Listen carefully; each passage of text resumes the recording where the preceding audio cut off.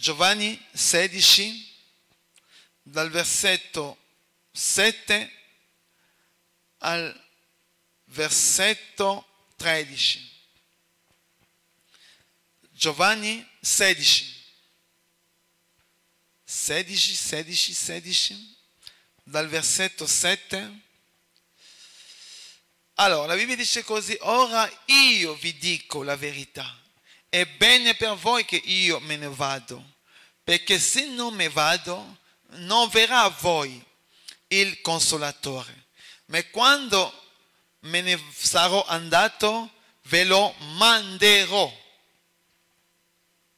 E quando sarà venuto, egli convincerà il mondo quanto al peccato, alla giustizia, al giudizio. Quando al peccato, perché non credono in me. Quanto alla giustizia, perché vado al Padre e non mi vedrete più. Quando al giudizio, perché il principe di questo mondo è stato giudicato. Molte cose non ho ancora da dirvi, ma per il momento non siete capaci di portarne il peso. Quando però verrà lo Spirito di verità, egli vi guiderà alla verità tutta intera, perché non parlerà da sé, ma dirà tutto ciò che avrà udito e vi annuncerà le cose future. Egli mi glorificherà, perché prenderà del mio e ve lo annuncerà. Amen. Alleluia. Almeno fino al versetto 13. Qua noi vediamo almeno l'operato dello Spirito Santo. È importante nella nostra vita di sapere che il Padre ha gestito tutto il Vecchio Testamento. Da Genesi fino a Malachia noi vediamo almeno il Padre che ha iniziato a gestire finché Matteo, con un piccolo silenzio fra Malachia e Matteo, questi anni di silenzio dove Dio non ha più parlato, è rimasto fermo perché doveva venire colui che doveva liberare ogni cosa. E Gesù ha operato secondo la volontà del suo Padre. Ma oggi almeno vedo che le chiese stanno dimenticando l'operato dello Spirito Santo. È importante che nella nostra vita, nel nostro modo di operare, dobbiamo sempre ricordarci che è importante che lo Spirito Santo possa guidare le nostre vite. Perché se noi siamo sigillati con lo Spirito Santo, è Lui che ci guiderà in tutta la verità. La tua vita, il tuo futuro è legato allo Spirito Santo. E così Gesù, dopo che ha vissuto con noi, ha detto che è meglio che Lui vada affinché lo Spirito Santo vieni. Perché dopo che il Padre ha finito, il Figlio è venuto a operare. Finché il Figlio è finito, e dopo questa Gesù ha detto: adesso il mio mandato è finito sulla terra. È meglio che io vado affinché lì lassù posso dire allo Spirito Santo: adesso il mio mandato è finito, facciamo la festa così tu puoi scendere. E noi possiamo vedere che c'era un tempo della morte di Gesù Cristo, del suo rapimento, ha detto ai discepoli: aspettate affinché lo Spirito Santo possa venire. Lo Spirito Santo poteva venire quando Gesù è salito, ma loro hanno aspettato un po' di tempo, e dopo questo tempo c'era una festa, perché dovevano almeno cambiare l'amministrazione in cielo. L'amministrazione del Padre, del Figlio e adesso dello Spirito Santo che doveva gestire le cose sulla terra. E la Bibbia dice che quando sarà venuto, Lui convincerà il mondo dal peccato. è importante di sapere l'opera dello Spirito Santo nella nostra vita.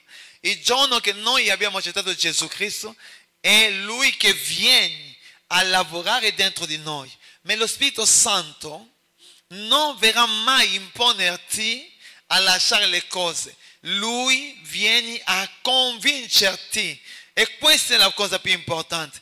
Nella nostra vita, quando noi parliamo delle persone di Gesù Cristo, noi lo presentiamo Gesù, ma è lo Spirito Santo che viene a convincere una persona da abbandonare i peccati, da abbandonare il suo modo sbagliato di fare delle cose. È l'opera dello Spirito Santo. E nella nostra vita dobbiamo sempre fare un check-up nella nostra vita per vedere se dentro di noi c'è ancora l'opera dello Spirito Santo o no. La Bibbia dice che Lui verrà a convincerci del peccato perché tante persone non credono in Dio. E se noi nella nostra vita non abbiamo la sensazione che lo Spirito Santo sta parlando dentro di noi, allora ci sarà un problema. Lo Spirito Santo è Dio. Lui si rivela sulla terra in questo tempo della fine.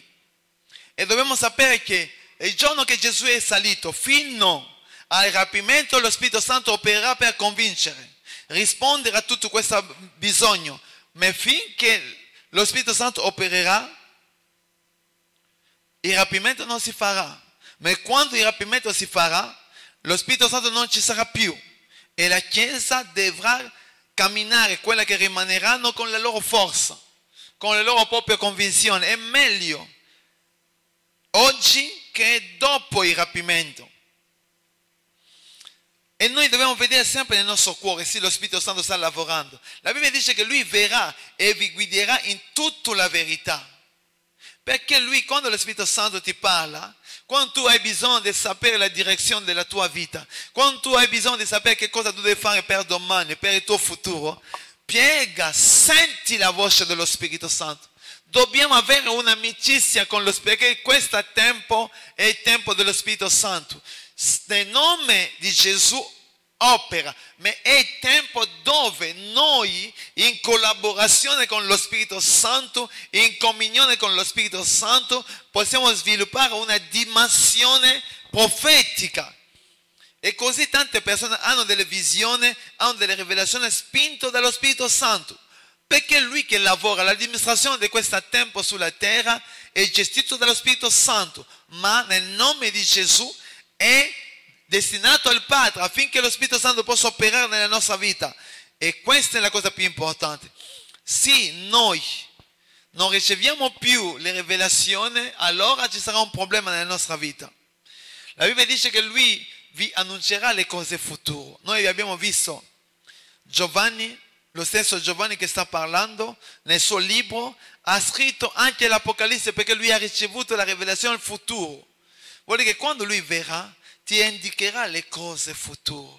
Non dobbiamo andare a consultare i maghi e altre cose. Dobbiamo lasciare lo Spirito Santo operare nella nostra vita. È importante questo. Se noi non lasciamo lo Spirito Santo, allora sarà un altro spirito che verrà a guidarci e non sarà più lo Spirito di Dio. Perché Lui verrà, vi guiderà. La Bibbia dice è tutta la verità. Lo sai, se noi abbiamo questo privilegio di vedere come lo Spirito Santo ci guida, è un mondo meraviglioso.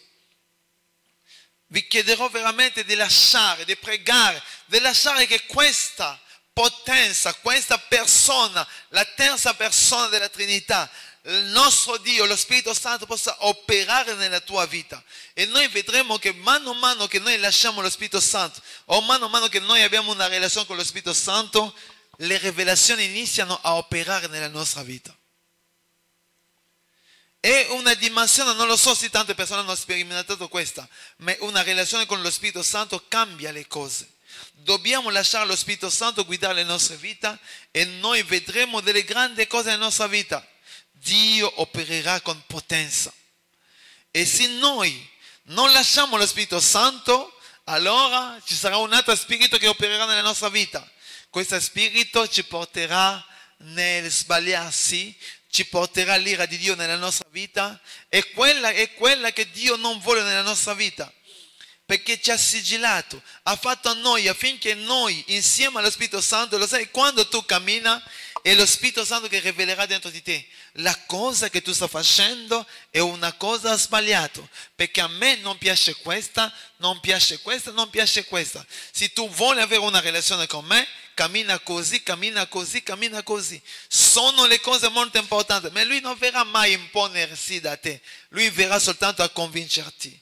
E tante persone hanno perso la convinzione dello Spirito Santo.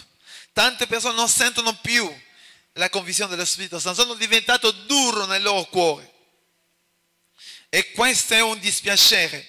Dobbiamo ritornare, sviluppare questa intimità con lo Spirito Santo, perché la Bibbia dice che è Lui che guiderà noi in questo tempo della fine. È Lui che darà delle rivelazioni, è Lui che porterà la Chiesa verso al suo compimento. E noi dobbiamo essere preparati per questo. Andiamo per leggere un altro versetto. Primo Romani 1, dal versetto 18. E noi dobbiamo veramente capire dove lo Spirito Santo opera e dove il nemico Satana opera nella nostra vita. È importante questo, perché il nemico in questo tempo si è alzato per portarci a essere fuori dalla volontà di Dio. E se noi siamo fuori dalla volontà di Dio non possiamo vedere la grazia di Dio. Io posso suggerirvi veramente di lasciare lo Spirito Santo ad operare nella vostra vita. Sviluppato questa dimensione, Romani 1 versetto 18. Romani 1, 18. Inizia a leggere. Perché l'ira di Dio si rivela dal cielo sopra ogni impietà e ingiustizia degli uomini, che soffocano la verità nell'ingiustizia. Poiché ciò che si può conoscere di Dio è manifestato in loro, perché Dio li ha manifestato. Infatti, le sue qualità invisibili, la sua eterna potenza e divinità, essendo evidenti per mezzo delle sue opere fin dalla creazione del mondo, si vedono chiaramente affinché siano inescusabili. Poiché pur avendo conosciuto Dio, non l'hanno però glorificato, non l'hanno ringraziato come Dio, anzi, sono diventati insensati nel loro ragionamento e il loro cuore senza intendimento si è ottenebrato, dichiarando di essere savi, sono diventati stolti, hanno mutato la gloria dell'incorruttibile Dio e un'immagine simile a quella di un uomo corruttibile, di uccelli, di quadrupedi e di rettili. Perciò Dio li ha abbandonato all'impurità, nelle concupiscenze del loro cuore. Si dà vituperare i loro corpi tra loro stessi.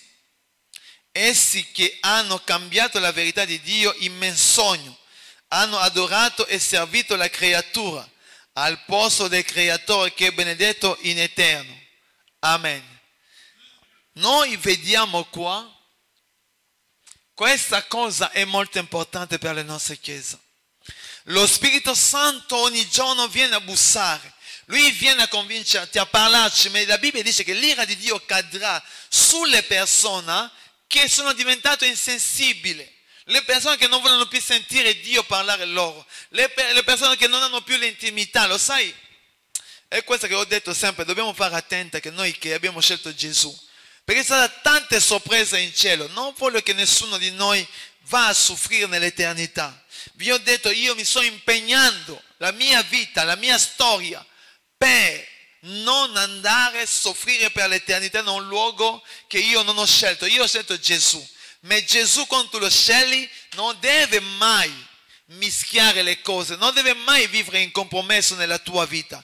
Lo Spirito Santo quando ti convince ad una cosa tu devi chiedere perdono.